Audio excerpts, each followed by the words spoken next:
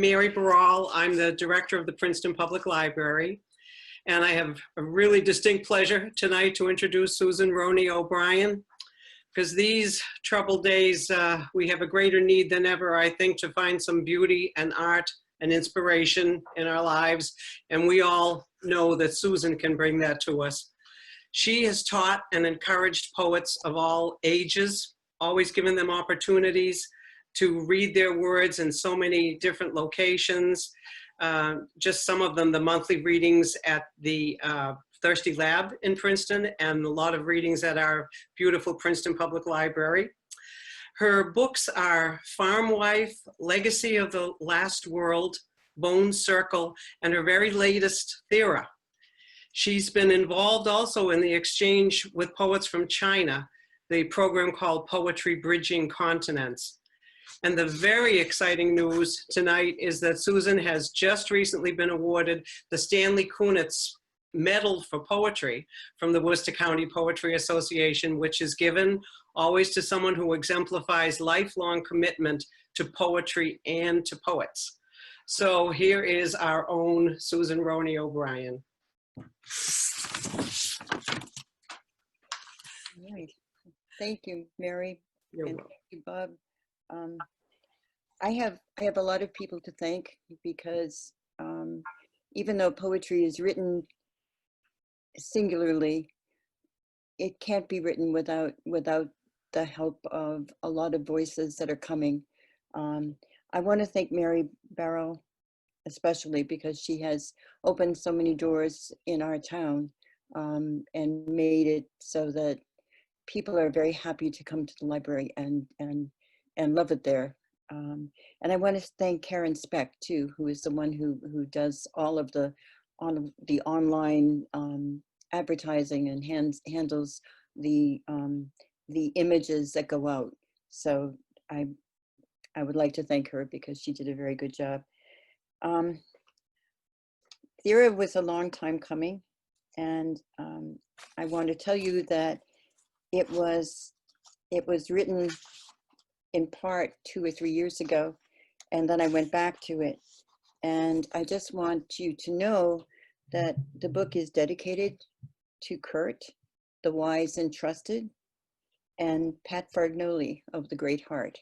Pat is in a nursing home at the moment, but she's coming home tomorrow. So, and it's not COVID, she took a fall. I'll get started. I'll give you a little bit of a background. Thira, a Cycladic island in the Mediterranean, is now called Santorini, and it was the site of a volcanic eruption that sent a tidal wave into Crete.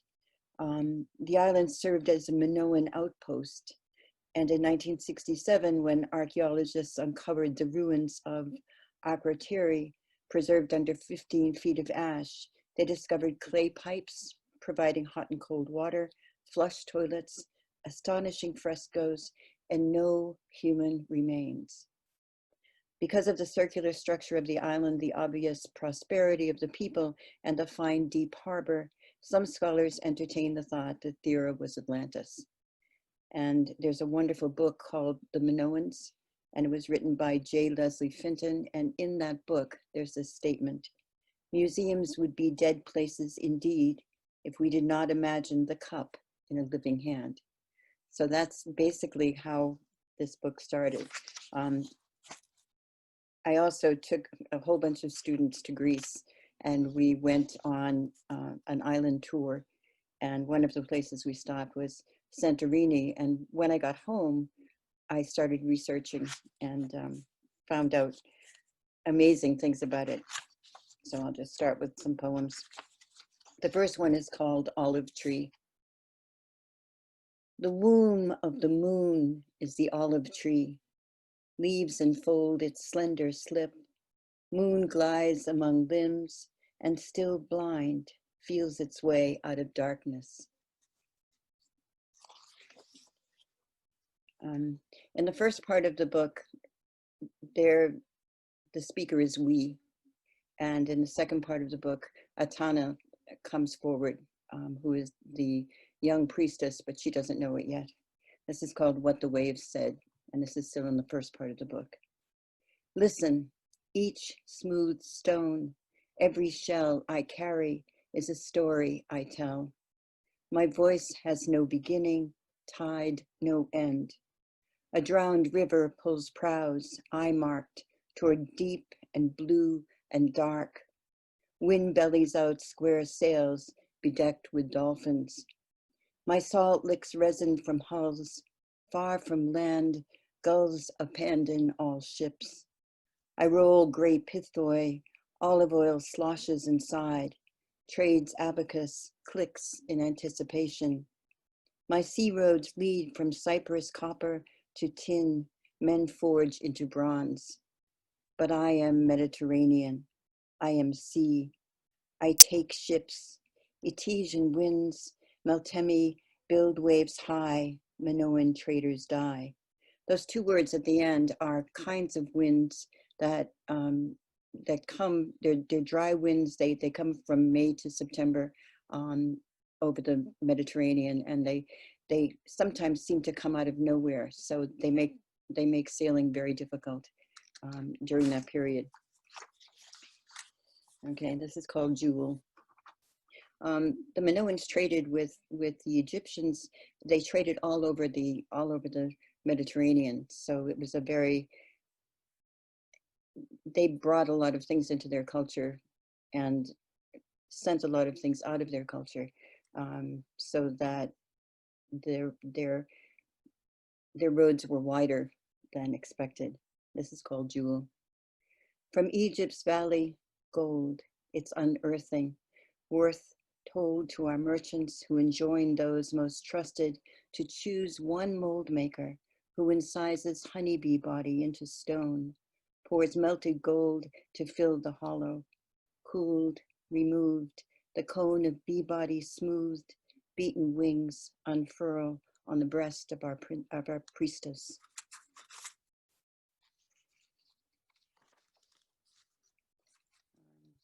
So this first part is about the culture before the Minoans came to Santorini. This is called Keepers. When among our island village one breathes out and there is no inn, we the keepers begin. Sea cleanse our bodies, scour hollows with deep song, and what rises lifts words beyond themselves, beyond definition and history, becomes shudder beneath wings, violet sky, thunder, silence. Once our bodies stand purified, we smooth eyelids of death's blind eyes, remove life's garments, and sponge duty, dust away. Then, when time tempers flesh and flesh turns stone, we pray, await pliancy's slow return, speak of days without, days of empty hands, scalding star nights, cold moon. Throughout our limitations, the body waits beyond grief and fear, hears nothing, feels nothing. Finally, we split the ribs, open the chest, lift out the heart, wrap it in cloth, wash its emptied nest in wine. Using fine saffron dyed thread, we bind slit flesh, oil cold skin, wind linen between and around each limb, and anoint with honey, consign the body to death, having held life within. It was fun to research, to find out all the ways that what they knew about what was left and how to interpret it. One of the things that happened was when a warrior died, they would take his dagger and twist it so it couldn't be used. So this is called When Mother. When Mother calls her warrior, we bear him on our shoulders to our people's tomb above the sea. We lay him head toward sunrise, feet toward night, on wave-pebbled chamber floor, and at his side align his dagger, twisted upon his death as sacrifice. The old priestess seals the door. Outside the tomb we gather, dance him safe, set him free, with flutes of bone, bronze-tongued bells, song, dance him home.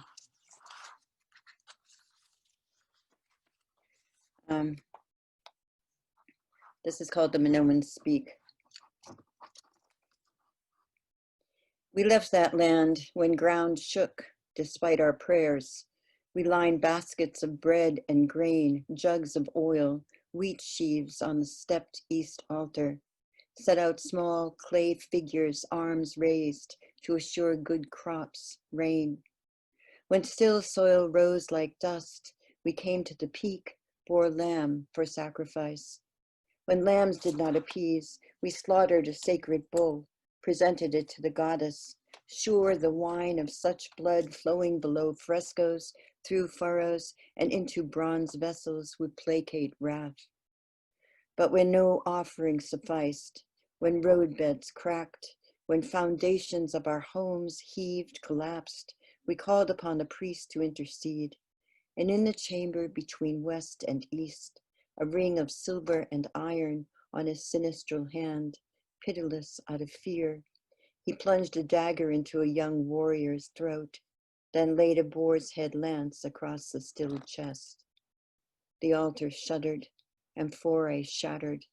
West of the village, when earth shook, bones of the dead exploded against tomb walls. I'm now starting the second part of the book. This one is called Gathering. And I wanted their idea about death to be very different from our own. There's so little known about the Mahnomen's. It's the art is left, the frescoes are left, but they still haven't been able to translate the written language. So I just got to play. I got to see what I saw and then imagine. And that was such a gift, because even though you can research some, you've got to have the cup in a living hand. So this is called Gathering. In lavender shade of olive trees, our priestess speaks of roots, soil journey, a reach and hold that none can see. She tells a dream of life's end, how she will be set free of breath, that like grass or olive leaves, she will have no use for words, for memory, death easing all senses, and she will need nothing but air and rain and earth, the caress of light, wind, deep roots pushing through soil, no knowing, neither pain nor joy. We of the village listen and watch her frail hands, birds taking wing, and try to understand. I begin to sing. Smiling, the old woman brushes my palm, adds breath to song, and twining voices climb towards sun. So this is the young woman who's going to become the priestess after the old priestess dies, but she doesn't know that yet. She will. Her name is Atana at this point, but the name gets changed later on, and I'll read that poem where her name is changed.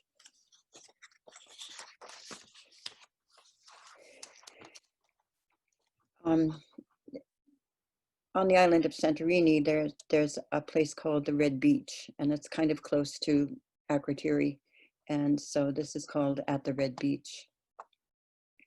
That pearl moon night, the red cliffs shifted. I clambered down, stones broke loose beneath, cascaded ahead as though eager to roll deep into water. The dye maker, wrapped in soot-stained cloth, tended her pot. Atana? I nodded. Lonely work that, only wave voices. She fed the blaze, stirred.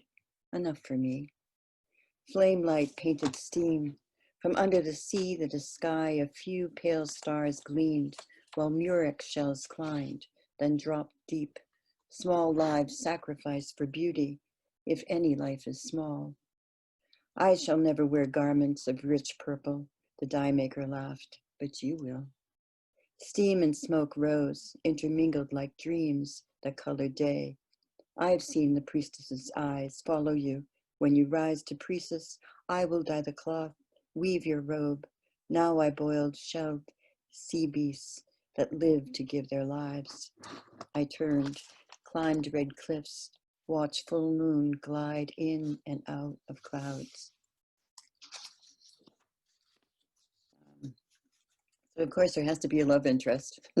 this is the real life, you know. Okay, this is called evocation. Yes, I remember. His hand brushed my arm in passing. And after I sought signs, heat, a reddening, but there were none. Inside my body, sunlight began, and each time I saw him in a grove of olives or walking into the sea, would will him to me, invoke the mother's great embrace, summon trees, waves, grasses to bring him close. And when he came, I feigned innocence, cast my eyes down, strode toward the marketplace until he caught my hand, and I, done with play, matched his gaze, unwavering. He knows what she wants. This is a long poem. It's called Sea Change, and it's about what happens after she's in love. Sea change.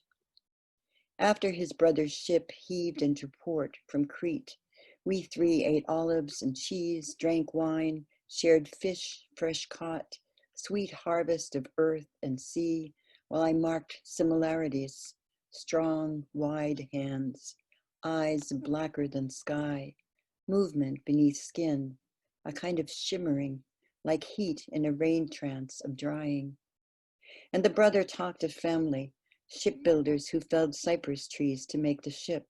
The sea was calm, he said, on the voyage. The woolen sail held strong, its deck-strung ropes allowed the vessel to face headwinds. The ropes, though, needed a surer hand than his own, and I knew my lover would go for me. In darkness, he and I spoke of this, his promise so late in the season. But within time, he said, the ship would carry him home, with riches from amphorae of oil loaded into the hold. In 2 days, first light, the ship would sail. I placed his hand upon my belly. You must stay safe. We have a child within, I told him. And he called me my island, and Thira displaced Atana as my name.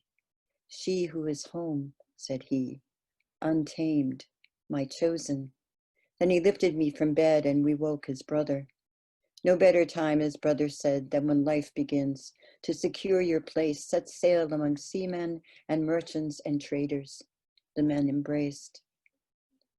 Harsh day. Sun cuts sharp shadows across sand. Gulls drop mollusks onto rocks, roofs. Already the men are gone to mind the loading. I rub scented oil into my breasts and belly, dressed as though the mother had said, today will mark the rest of my days, and walk through the town, determined. My sister joins me. I tell her first of tomorrow's journey, then of the child beginning. She cradles my hand all the way to the harbor. And for I line the route of ride strong shoulders of rowers and seamen to the ship. Pots I built and glazed, pots rich with oil from my family's olive trees, fruit we had plucked and pressed. I remember the stones turning, the men yoked and straining. My work holds our promise. When the amphorae etched with my octopus passes, I ask the youth to pause. Reaching into my wrap, I clasp the gold sealing stamp, a bee and a blossom, my sign. Drop it into the oil, reseal the stop. Okay, so they're off. This is called What the Old Priestess Saw. From where she crouches, she can watch the mountain clear of mist, swell at its base, the trembling wisps of smoke. She draws threads to line the basket, soft the spun flax, sweet the dust of yellow crocus, and vines wind along the hollow like wind lifting, making basins in sand. Scooping shallow nests sun will find, and ocean water fill and smooth. But she does not think of hollows. She too is mountain. The child stretches in her womb. No peregrines slip through clouds to perch on the cliff and sit through shudder. Instead, they ride valley breath, sea exaltations, spiral above mountain splits, the vents from which steam escapes, and sliding rocks foretell what she has felt all along. Having seen what she has seen, she picks her words by weight, lifts each like an infant to the sun, speaks to save her child, herself, all. Woman of fire, stone, and sky has begun.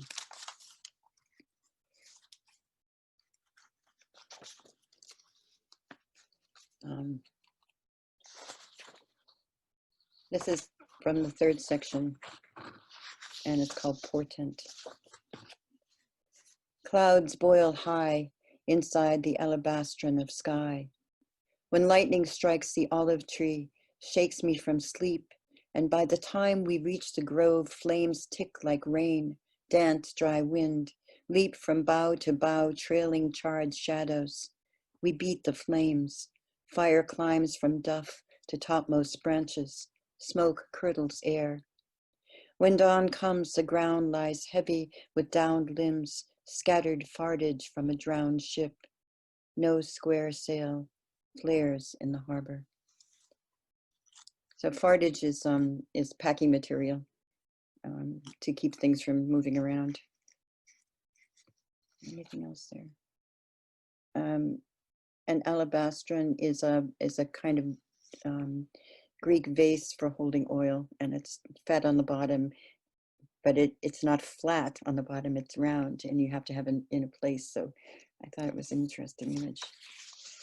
Okay. So if she's pregnant, she's going to have the child. So this is the birth poem. It's called Mother's Child. The mother is the great goddess of that culture. It seems to be more maternally based than paternally based. But there's one name in here, which is Elethia, which is the ancient goddess of childbirth. All right, Mother's Child. They come at first light, the women, all speaking at once, some wrapped in fine wool, others bearing loomed cloth, gifts, pots of white beans, olives. The midwife ties a sloth snakeskin just below my knee to honor Elethia, to remind that life is change, a tide. She says, I am serpent, waking from cold. New life grows from within split skin. She mixes dittany and wine. I take the mixture into my mouth. It will ease the pain, she says. Then another rolls my gown above my hips. The midwife bends into my body, fingertips dripping oil between spread legs, and kneads the opening, now the size of an egg, she tells me. The child within is dolphin, whale, no matter. The moon pulls all, and I am sea and sand, rush and drag. Someone takes my hand, breathes slow, tells me to follow her breath, so I will be carried, so my child will emerge whole and strong, all flesh, and cry into this life. And when I feel the body solid and slick find the passage, I cry out, and my sisters brace my back against their own. I push and press my body down while the midwife holds palms hard against my belly, massages life toward air. One woman begins to sing, another laughing says the head crowns, oh, dark curls, shoulders, arms, legs, toes. The midwife lifts my son so I may see. He shivers in the air, wails, and one wraps him in linen, brings him to my breast. I cradle his small body upon my own, his homeland, and I am floating into the mother's sleep, the country he comes from, the place he knows and can return to now only in dream.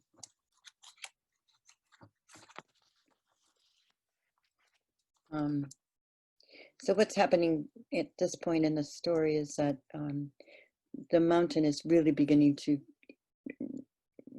shoot off all kinds of stuff. Lava is flowing, and she is taking her place, or trying to take her place as the priestess.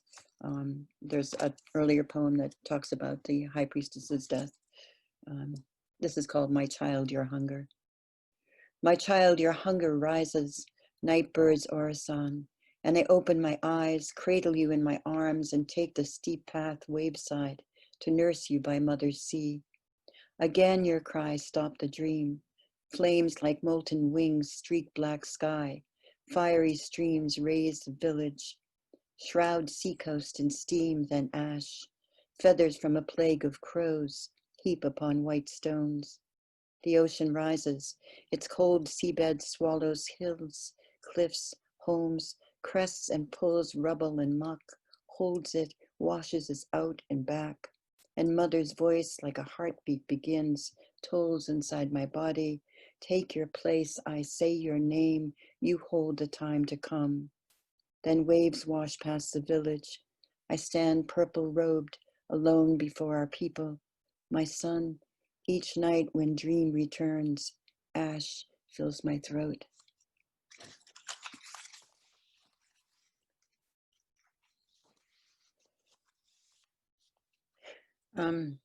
This is called Duties. Hordes of ants transport eggs away on black backs. Honeybees, wasps collect, swarm, escort their queens far from the mountain. Swallows fall from the sky, lie against rubble and schist. Even dolphins, cuttlefish, wash up on tides when no tides exist. I say what you must know, but will not admit. These days thick with omens, full of dark, open a new time. Gather those you love. If you are the mother's child, know she watches. If not, persist. Her gifts encompass even your disbelief and are limitless.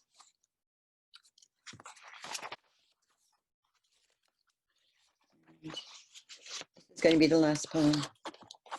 It's called Sojourners. The trap blaze draws us back to where it began. Fire inundates arteries from the heart of the earth, and latent memories spill, sweet carillon of a country we want to believe in. We want to have come from there, where we lost and now unearth our people, in a cadence we carry forward in our bodies. Some of us know what was found, ocean-shaped stones, shells that sing from the hands of women, a new map to our lost land that compasses neither Cancer nor Capricorn, but heat, red heat, molten light, and runes, old script in an unknown language. We highlight gone with broken lines. We do not label, do not name, but we who seek find our way. Thank you.